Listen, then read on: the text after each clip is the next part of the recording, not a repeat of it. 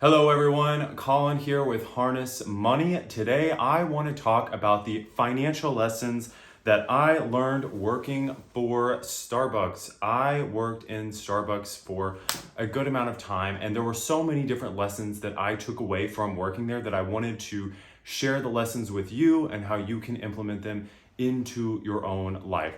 The very first lesson that I want to share with you is one that is burned into my mind, and that is you have to work smarter, not harder. I got into trouble when I was working at Starbucks because I was working too hard. I was working too much. I remember that one day my boss, my manager, called me into the office and he said, "Colin, you have worked too many hours." And I got written up, I chastised for working too hard at the different Starbucks, because what I had done was I had realized that I believe to be an hourly employee, it's something like 33 hours that you have to hit. But I wanted to work as many hours as I possibly could because I wanted to make as much money as I possibly could. But as everyone knows, Starbucks is a retail job. It's a hourly employment position. So what I learned was that while I could work my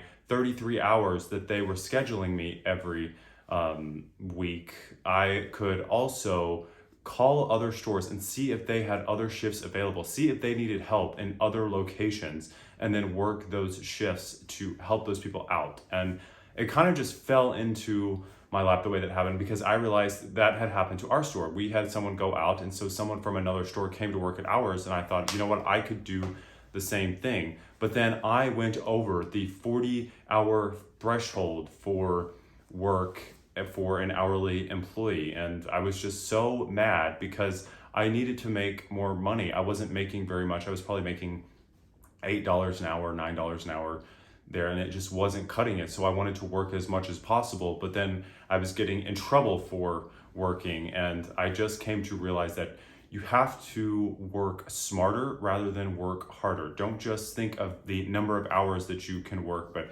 how can you increase your income? What skills can you develop to actually be more valuable than just an hourly employee? And that is exactly what I did. I kept building more skills. I kept stacking the skills in my deck and becoming more valuable to different organizations. Now, the second lesson, financial lesson that I learned is invest in great brands. I'm talking about stock investing, about equity investing. Great brands have a goodwill in the community. They have free advertising. They have a loyal customer base just because the customers want to be associated with great brands. I'm thinking about Microsoft. I'm thinking about Apple, Tesla, McDonald's. All of these businesses have wonderful brands, and it translates into stock market value. Great brands can then leverage their footprint globally. I live in America, in the United States. It's a great country to create international businesses. Businesses start here in the United States and they're taken around the world. If you have a business like McDonald's, it's known worldwide. You can take that footprint and put it in any country and they know what is happening. So invest into great brands for long-term gains, and you want to try and get in earlier. So I'm really loving Dutch Brothers Coffee right now. I think it's a great brand. I think it's a growing company. I like smaller businesses like The Honest Company and Twilio and Salesforce, all these different brands that become imprinted in customers and investors' minds. And as well, it makes sense to Wall Street. If Wall Street can identify a great brand, it's easier for banks and hedge funds to put money behind that brand because it's so well known, because it's a trusted entity. So invest in great brands. The next third lesson that I learned while working at Starbucks is that great customer service, or just really solid customer service, leads to regulars. So this is a financial lesson probably for any worker, any company. I would say that you treat your customers well. Just do great work for your customers and they will come back to you. They will really seek you out. So that's exactly what happened. So story time. When I was working at my store, there was this one group of individuals. I think they were Russian or Ukrainian, or they were just from Eastern Russia, but they would come in on a regular basis. I don't know if they came in every single day, but they would often come in during the week at a certain time in the afternoon. So probably about 4 or 5 o'clock. And they would always come in and they would always order the same thing. And I still remember one guy would order a dry cappuccino, and they would always, it was a woman and her child would come in and they would buy warm apple juice. So I'd have to go in the back and get a box of apple juice that was warm instead of the cold apple juice that was like sitting out in the thing. But I got really good at serving them because they were very particular. The guy that wanted the cappuccino wanted it made a specific way with a specific amount of bubbles. So he would often order his drink and then bring it back and say, this wasn't done right. This wasn't done exactly how I wanted it. And so you'd have to remake it. But I got really good at that. Whenever he came in, I memorized their names. I knew what they were going to order. So I would be very fast and efficient, but also get their order done right. And they would constantly come back and order for me, or order just from, if I saw them come in, I would move whoever was over there off and I would say, okay, I'll take this customer. Same with, there was a girl that came in that ordered like a Trenta iced coffee thing, that we were really not supposed to make coffee in a really big Trenta cup that's really made for like cold teas. But I would be like, okay, seen her before, I know her, I'll take care of her. There was an older gentleman who would come in the morning and would order tea with a certain amount of honey, specific tea with honeys. There was another older gentleman who would come in and order coffee and go out and smoke cigarettes on the patio, knew his name. And all these people I got to know and memorize their names, memorize their orders, and they would constantly come back and either ask for me or I would help them and they would return business. So try and think of that like whoever you're serving, whatever population of customers you're serving. Even if you're a doctor, a lawyer, a software engineer, think of whoever your boss is as your customer and your actual customers that you are serving as yours. And you want to memorize those people and try and get them to come back and provide a great customer service. This also goes to an investing mentality, which is be brutally honest with if you're in a business, if you're running a business, be brutally honest with your customers. So you have to be as honest as possible. Even if you have bad news, you can't do something for them, it's going to cost extra to do something for them.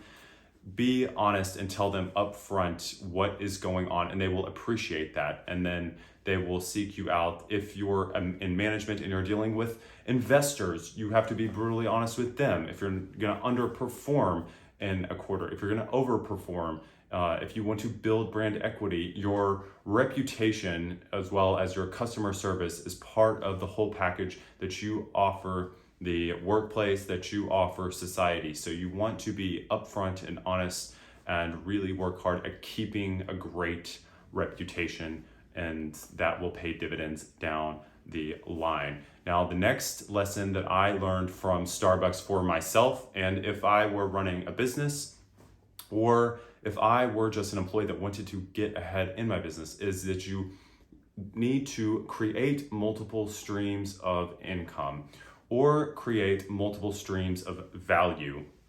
So Starbucks is really good at coffee, but they have branched out and have a universe of products around coffee. And what I mean by that is that Starbucks offers cold drinks, they offer tea, they offer food, they offer merchandise, they offer digital products. It's a whole universe of products that are part of the Starbucks ecosystem, part of the culture of the company that they are building. And we can all do this in your own personal life. I look at every stock investment that I make, every share that I buy in the stock market is another stream of income. Every real estate property that I buy, every product that I create, whether it's a Patreon or newsletter or a YouTube channel, that's another stream of revenue or stream of value. If you're an employee with a company, you have your primary job. I don't know, maybe you're a project manager, maybe you're a computer programmer, but you can tack on streams of value. You can do a little bit of extra things on the side that really make you a valuable employee. So let's just take, if I were doing project management, I would also really come up with maybe how-to videos about how to use the certain products that I'm project managing. I would create training courses for my clients, for other people in the business. I might write articles on how the business is going, how to create a project within the business. And then might write articles about the customers that I have worked with, how to be successful with your customers, testimonials that you can provide. And then also, how can I provide value for other products specifically within our business? Could you create a certain loyalty program within the business, or create some type of subscription add-on to your business, whatever that may be? That's what I'm thinking of. That's how businesses really scale up. That is what I look at what Apple has done with their ecosystem. When I look at Facebook changing their name to Meta, they're diversifying, they're adding more streams of income into that business. It becomes really powerful, and that is where compounding happens over time. And the last and final lesson I'm going to just combine into one big lesson, and that is that you are a business. A business is a business, but individuals are also a business, and that every single business and every single person should incorporate technology into that business. They should become a media and a technology business. So Starbucks, better than almost anyone else, was good at incorporating technology into the business, and also adding their media and adding technology and just the media culture into the DNA of the business. So when I was working there, it was just the beginning of the iPhone. The iPhone was just catching on, and they were just launching their app, their loyalty program, and they were really ramping that up, and it has become a massive success. They're one of the most successful loyalty programs in the history of businesses, and that is because they really noticed that technology was going to become a core part of their business. So even if it's a business that's a software business, or a railroad, or a Walmart, or some type of service business like lawn care or maid service, incorporate technology into your business with scheduling, with apps, with calendars, and just adding payments to your iPhone and your bank account, but also become a media business. Your advertising can go by creating a YouTube channel, creating an Instagram channel, and then talking directly to your customers. You no longer need TV advertisements to promote your business to the masses. You can do it straight from your phone. And it's actually better if you use social media for advertising, because you have a direct connection to your audience. Start an email list, or have some type of sign up. Starbucks signs up customers, and then they get people to put money into their app. They don't use any other system of payment within their app besides uploading the money to your Starbucks account. If you can create an email list where you can get people to sign up directly to your list, or give them your information, that gives you a direct connection to that person, and you can provide value, and then do your ask. The Gary Vaynerchuk, the jab, jab, jab, right hook. Keep providing value, whatever that is, fun, entertainment, information, and then do the ask. Ask for them to purchase your coffee product. Ask them to purchase your newsletter. Ask them to, maybe sign up to your YouTube channel, or some way that you can get your customers on the hook. But the best thing that I would also say, the last and final financial lesson, is that always be progressing. Starbucks has a barista repeatable routine. They constantly make a drink over and over and over, and it is fantastic because they have a routine that can be repeated. Same with the stores. They have a concept that can be rolled out. They're constantly thinking of the future. What is the next thing that can be added? So you're working today to launch a new drink or launch a new store, but then what is the next item down the line that you can be working on implementing, growing that business, making progress in the world that you want to see. If you get a chance, go to work for Starbucks. It is a great, incredible learning lesson, even if it's something completely different from what you normally do. But there are so many lessons that you can take away from working at that business, or financial lessons that you can take away working at your current business. Look at what can you learn from where you are and how can it propel you to the next level or the next step. Thank you for watching this video. I am Colin and this is Harness Money. Don't forget to hit the like button and remember to make good money choices. Till next time.